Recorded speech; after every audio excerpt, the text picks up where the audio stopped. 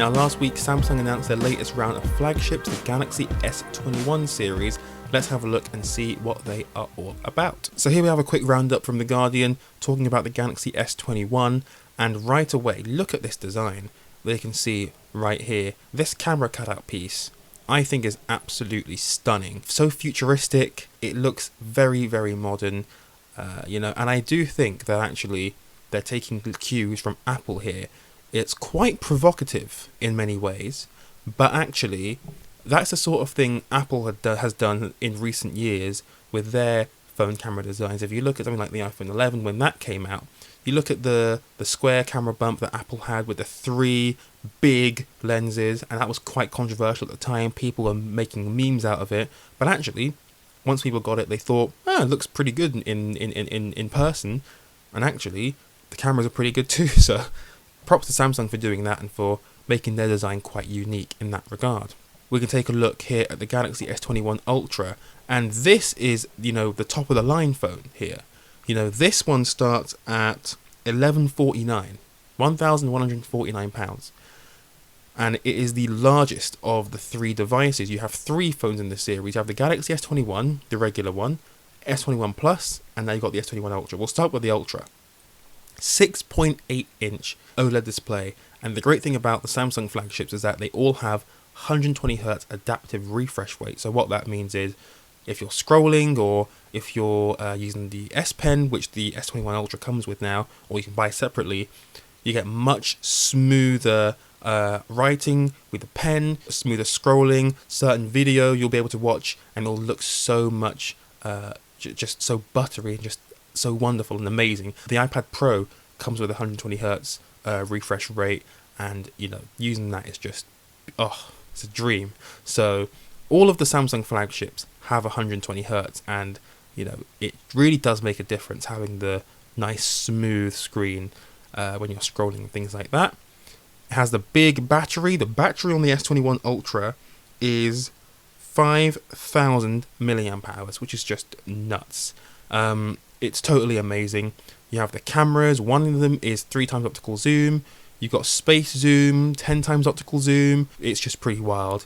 It is pretty insane. And that's the S21 Ultra, and it's pretty amazing. You have one of these analysts here saying that Apple regularly sets the benchmark for photography and video on smartphones, but one area where Samsung has competitive edge is zoom capabilities. Now, I'm not sure how many people actually do use zoom capabilities.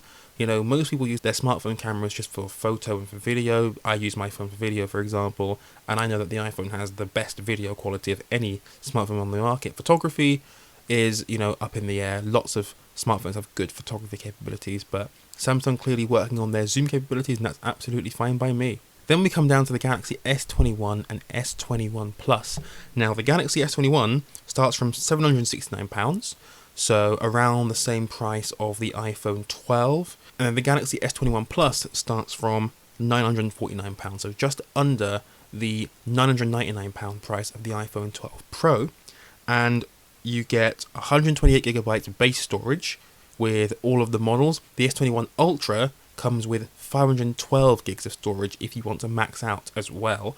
But S21, S21 Plus, 128GB and 256GB of storage. So the Galaxy S21 has a 6.2 inch display, right? The S21 Plus has a 6.7 inch display, but the regular S21 has a plastic back, polycarbonate, which has raised some eyebrows, but actually at that price point I don't think it's so bad. Samsung got a lot of controversy when they released, I think it was like the Galaxy Note 20. One of the models had a plastic back and it was £1,000, and that was hugely controversial at the time. So a plastic back on the Galaxy S21, I don't think is a big deal, and it's going to be good quality. It's Samsung, so they know how to make their phones. That's not going to be a big problem. And as you can see here, the S21 6.2 inch display, S21 Plus 6.7 inch, both of them 120Hz OLED displays. Samsung makes some of the best OLED screens on the market. They've been doing it for donkey's years now, so that's pretty amazing. And all 3 phones available from January the 29th, which is pretty exciting too. Overall, I just think that Samsung, they've come a long way in their smartphones. They really are hitting the top mark. I personally am more of an Apple fanboy, but I appreciate good technology wherever it comes from. And I do think that overall, Samsung have come up with an amazing set of flagships, which will hopefully take them long into the future.